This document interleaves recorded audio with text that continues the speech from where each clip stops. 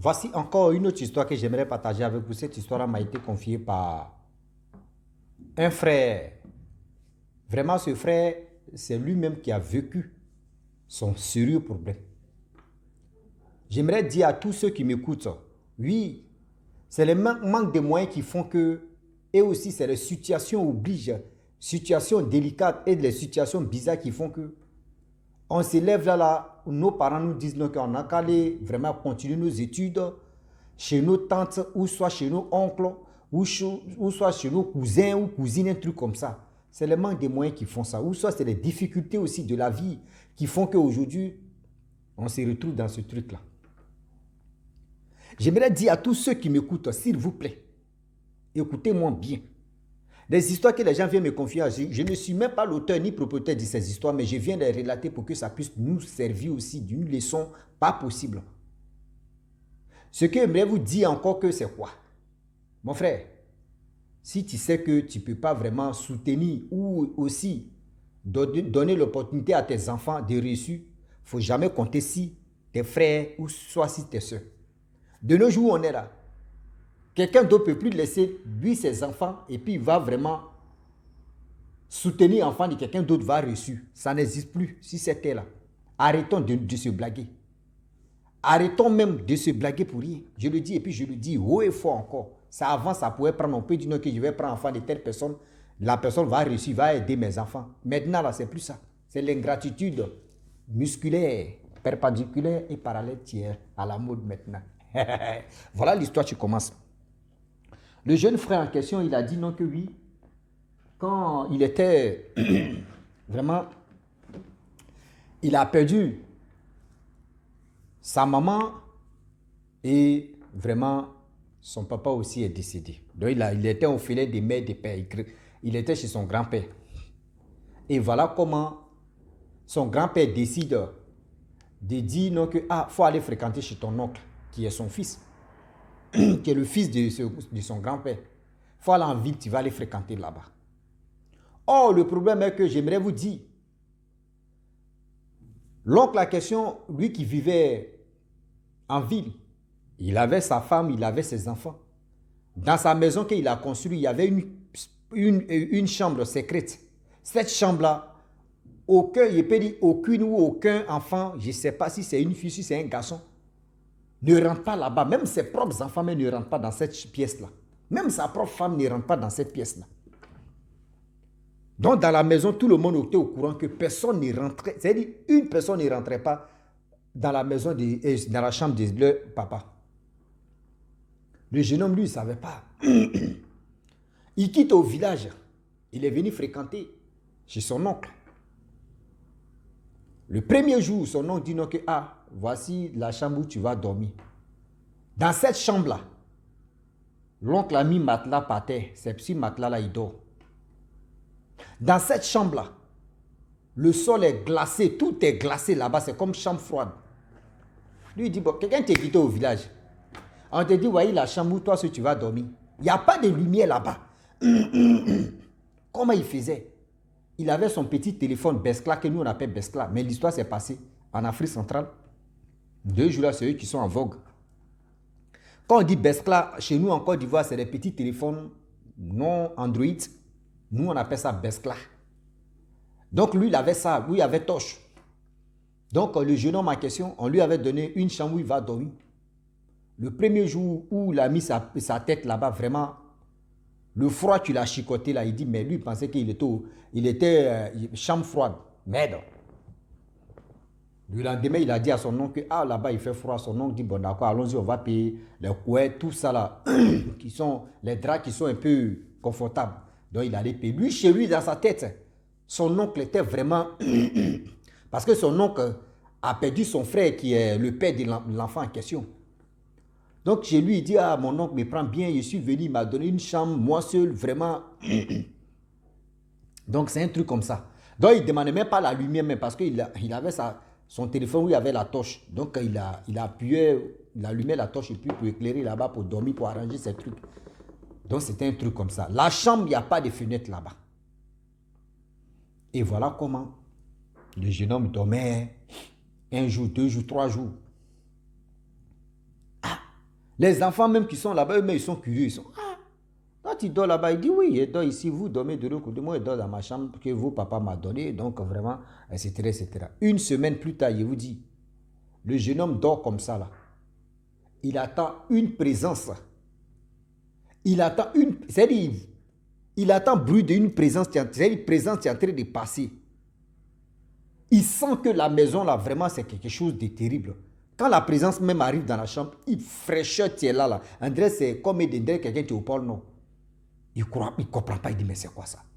Matin s'il lève, il dit à personne, il est là, bon, ça peut arriver, soit ce sont ses imaginations qui sont là. Bah, lui, dans sa tête, il est né au village, il a grandi au village, donc c'est des trucs vraiment qui n'ont pas de sens. Les juges qui ont suivi, il dit, si toi là, il attend bruit des pas de quelqu'un, t'es bon, bon, bon, bon. Matin, il se réveille, il demande aux enfants, si Dieu n'ont rien entendu, c'est lui ceux qui a entendu. C'est quoi ça? Ça a commencé comme ça.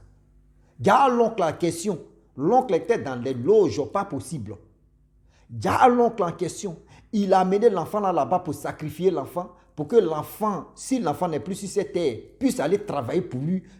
C'est-à-dire mystiquement, plus aller travailler au lieu de là pour lui. C'est pour ça qu'il a amené l'enfant là-bas. L'enfant ne sait pas. Le jeune homme aujourd'hui qui m'a confié l'histoire, il dit qu'il a 20 ans. Or, quand ça se passait comme ça, il avait au moins plus de 14 ans comme ça.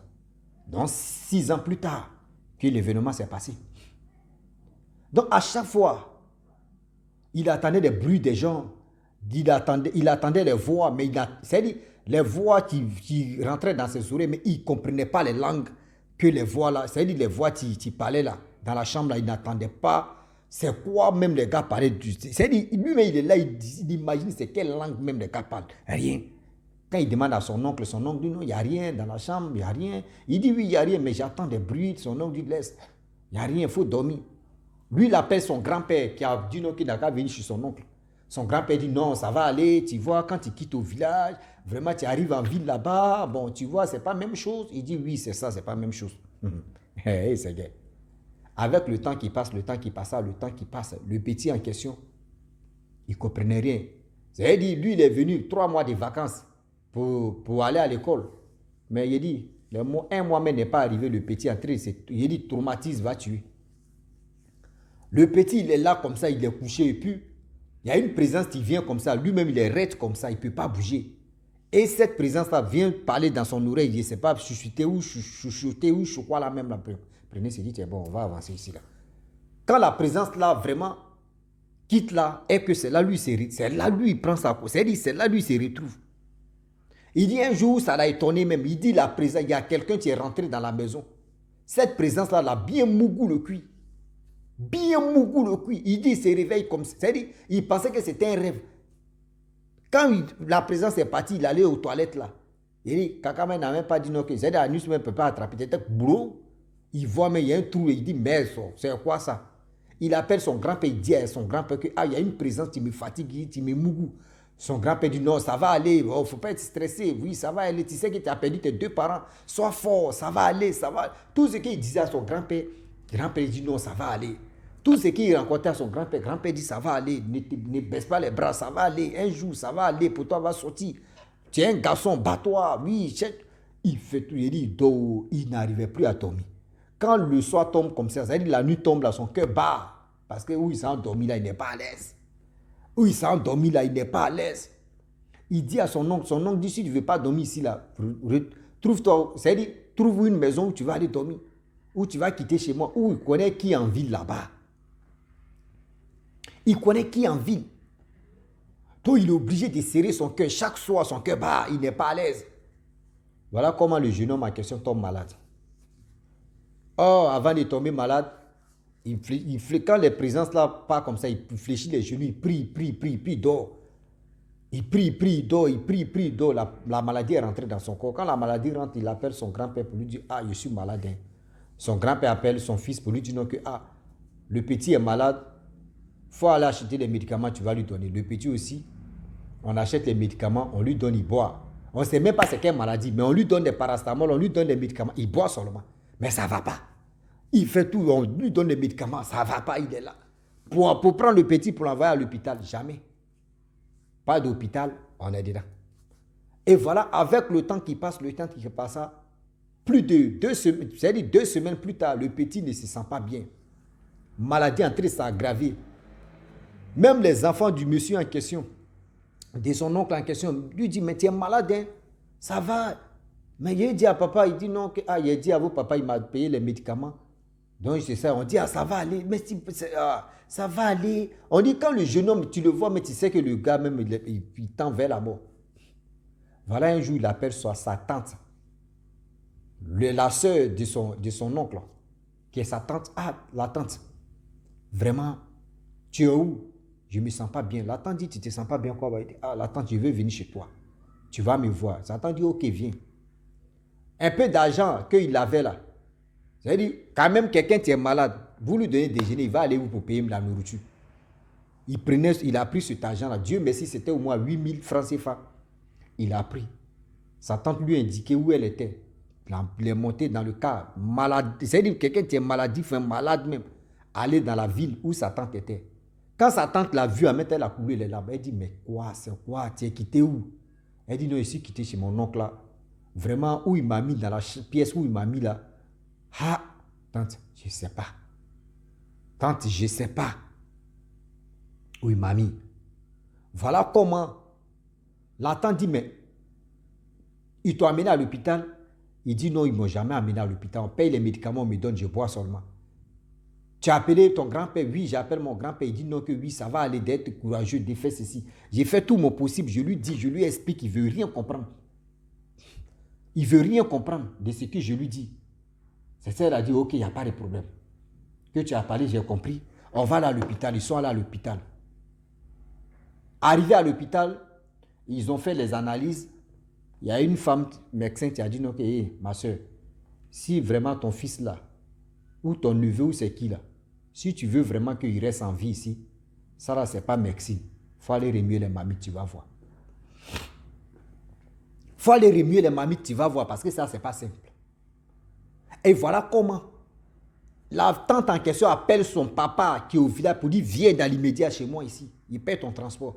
Voilà le père qui vient. Le père arrive, il voit son petit-fils. Mais tu as quel problème? Il dit, mais pépé, c'est ça, je te disais que je ne me sentais pas bien. J'ai fui de la maison de mon oncle, il ne peut plus tenir. La chambre où il m'a mis, les dégâts qui s'est passé là-bas, je te disais. Il dit non, que tu me disais, il pensait que c'était une blague. Il pensait que oui, c'était. Mais c'était une blague comment? L'enfant te dit non, qu'il ne me sent pas bien, je souffre ici, il y a des trucs qui m'arrivent ici. Tu dis non, que tu pensais que c'était une blague. Quelle blague? Quelle blague? Le grand-père en question s'est levé, il dit non, allons-y dans tel endroit, on va aller remuer les mamites. Ils sont allés remuer les mamites, ils ont dit non, que oui, son fils là, il est rentré dans telle loge, qu'il voulait vraiment sacrifier le jeune homme en question. C'est papa Okechi qui est en train de dire, lui, il est en train de tout faire. Il a pris l'âme de le petit. Il attend que le petit meure et puis il va utiliser l'âme du petit en même temps. Donc il attendait que le petit tombe en pleine maladie. Là, il va envoyer l'âme du petit en mission. Le petit va travailler spirituellement et puis lui va lui envoyer de l'argent. Le papa, le grand-père de l'enfant là même, là, il trempe sur lui, il dit, merde, j'ai perdu mon enfant. Je vais encore perdre son fils. Mais c'est incroyable. Mais papa, comment faire pour que ça puisse, c'est-à-dire, la maladie puisse partir dans le corps de mon petit-fils? C'est là, papa Okechi a dit non que oui. Ça, c'est un problème qu'on va travailler. Mais il va faire au moins une semaine ici. On va faire le travail. Il va retrouver vraiment sa santé. Et voilà comment le grand-père a donné l'argent. La tante aussi a donné l'argent. Comment faire des trucs. La tante est restée à côté de c'est-à-dire à côté de son neveu. Restée à côté de son neveu parce que c'est son neveu. Grand-père aussi, on dit, il faut aller au village. Il dit, lui, papa, lui va rester à côté de son petit-fils parce que vraiment ça là, ça coupe cœur. Et voilà comment les deux sont restés. Ils ont fait une semaine. Le papa Okechi, le marabout, a fait le travail. Il a fait ce qu'il pouvait faire. Le jeune homme a retrouvé sa santé. C'est là le grand-père décide maintenant c'est-à-dire, les une semaine là, le monsieur, c'est-à-dire le fils du grand-père en question n'a pas appelé son papa pour lui dire, je ne vois pas mon neveu là, hein, je ne le vois pas, hein, jamais. Grand-père aussi n'a pas appelé son fils pour dire non que oui, ton neveu est chez moi ici, on a quelque part, jamais. Parce qu'on lui avait déjà dit non que oui, voyez ceci. Et voilà comment. Il dit 6 ans, c'est cette année-là, que son oncle, lui, il a appris que oui, le jeune homme en question, lui, il est chez sa tante. C'est-à-dire, il est chez la sœur de l'oncle en question. Et puis, il est fâché. Pourquoi le petit est parti là-bas sans son avis? Pourquoi le petit est parti? Parce que le petit a retrouvé sa guérison. Il a trouvé sa santé. C'est là la tante en question a dit non, que le petit est venu ici malade. On a envoyé à l'hôpital, on l'a soigné, voici ceci, ça. Non. Moi, donc toi tu penses que moi je ne pouvais pas l'envoyer à l'hôpital ou bien? Le jour où il voulait l'envoyer à l'hôpital, là, c'est là, il a quitté la maison. Je ne sais pas où il est parti. C'est là le père a dit à nous, c'est-à-dire le grand-père de l'enfant a dit non à son fils que, mais si tu vois que tu voulais envoyer l'enfant à l'hôpital et l'enfant n'est pas là, combien de jours, tu pourrais m'appeler pour dire non que je ne vois pas l'enfant? Il dit non que mon idée n'était pas partie, papa, mon idée n'était pas partie sur toi. Pour dire je vais t'appeler pour t'informer, pour dire l'enfant n'est pas là. Il dit non. L'enfant, voilà ta soeur, tu l'as envoyé à l'hôpital, il a retrouvé sa santé. C'est bon, l'enfant n'a qu'à rester chez sa tante. Il est fâché, pourquoi? C'est-à-dire qu'ils ont récupéré l'âme de l'enfant en question. Et l'enfant a retrouvé sa santé, ça lui fait mal parce que sa mission n'était pas accomplie. C'est pour dire à tous ceux qui m'écoutent que les orphelins, des pères et des mères, faites attention. Même si tu n'es pas orphelin, tes parents sont encore au complet, puis ils t'envoient chez les frères ou chez les soeurs. Faites attention là-bas parce que là-bas c'est risqué. Je le dis, ça avant c'était mielleux, mais aujourd'hui là c'est doux amer. C'est-à-dire c'est citron, tu mets ça en tête. C'est-à-dire tu bois jus de citron, mais puis non. Tu dis, ouais, c'est quoi ça là? Toi-même tu dis, ouais, c'est quoi j'ai mis dans ma bouche là? Faites attention s'il vous plaît. Le Dieu est risqué, je le dis et puis je le répète ça. Le Dieu d'aujourd'hui est risqué. Il dit, c'est là il a retrouvé sa vie. C'est là il a retrouvé sa santé depuis ce jour-là. Même si on lui dit non que oui, son oncle même qui est en train de passer à gauche, lui il préfère passer à droite. Si on dit non que oui, voici ceci, lui il dit non qu'il a commencé à détester ses petits-neveux parce que, mais pour rien, à cause de quoi? Le papa, le père en question, il a commencé à détester ses neveux. Donc s'il vous plaît, de grâce, faites attention. Faites attention. Il a commencé à détester ses cousins, ses neveux, tout le monde couchi. Côté de ce monsieur en question, de son oncle, qui voulait vraiment le vendre dans le monde mystérieux. Faites attention. Toi, si tu fais tes 2 enfants, c'est que tu as les moyens de t'occuper de tes 2 enfants. Si tu fais tes 3 enfants, c'est que tu as les moyens de t'occuper de tes 3 enfants. Si tu as fait 10 enfants, tu as les moyens de t'occuper des 10 enfants. Arrêtez de dire non, on va faire des enfants, et puis on va donner ça aux autres, ils vont les élever, ils vont faire ce qui... Non. Si tu fais des enfants, tu donnes ça à tes frères, tu donnes ça à tes soeurs.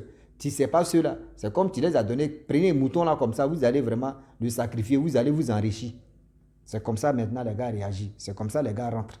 Maintenant pour rentrer dans les loges, même si quelqu'un est dans les loges, ce n'est pas écrit sur son front que telle personne est rentrée dans tel type de loge, telle personne est ceci, telle personne est cela. Non. Arrêtez ça. Oh yeah. Arrêtez ça, sinon ça va nous, vous-même ça va vous pénaliser, nous tous ça va nous pénaliser. Arrêtez ça. Donc la famille, je m'arrête là. Si tu es nouveau, tu es nouvelle sur ma vidéo, il faut t'abonner sur ma chaîne YouTube, ma page Facebook.